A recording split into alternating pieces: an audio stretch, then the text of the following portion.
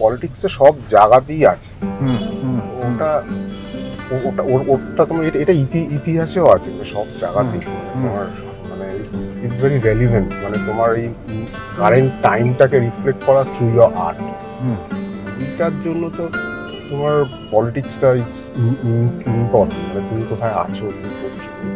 মানে সবচেয়ে বড় উদাহরণ তুমি যদি দেখো, মানে খুব মানে একটা অন্যরকম এক্সাম্পল দিচ্ছি। ধরো আমেরিকান মিউজিকটা তো আমরা খুব ফলো করি, কারণ আমি লাইক মোর অফ লাইক একটু জ্যাজ হারমোনি কাজ করি।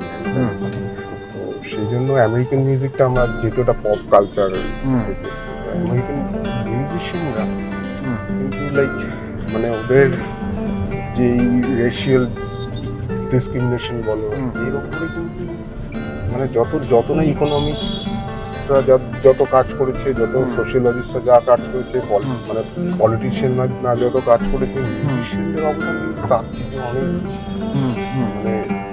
মানে সিম্পল। মানে আমি একটা সিনেমা সেদিনকে দেখছিলাম,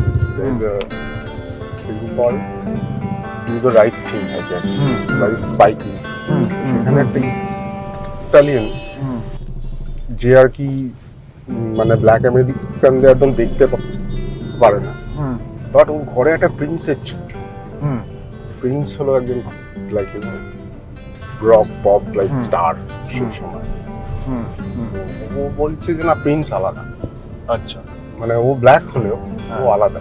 তো সেই যে ওর মনের ভেতরে যে ওইটা থাকছে, ও একটা প্রিন্সকে একটা অন্য জায়গায় দেখছে, সেইখান থেকে একটা পুরো অন্যরকম ভাবে দেখার একটা মানে পুরো কমিউনিটিটাকে, মানে আমি দেখছি যে লোকে বলছে ব্ল্যাকরা like inferior, but Prince is not. কেন ও আমাকে মনে এত দাগ কাটছে? তো এই যে তোমার এই চেঞ্জটা, এই সোশ্যাল চেঞ্জটার জন্য কিন্তু মিউজিশিয়ানরা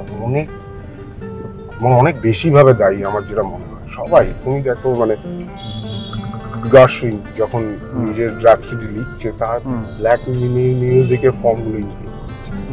চার্লি পার্কার যখন শুনছে, সে তখন স্ট্রাভিন্সকি শুনছে।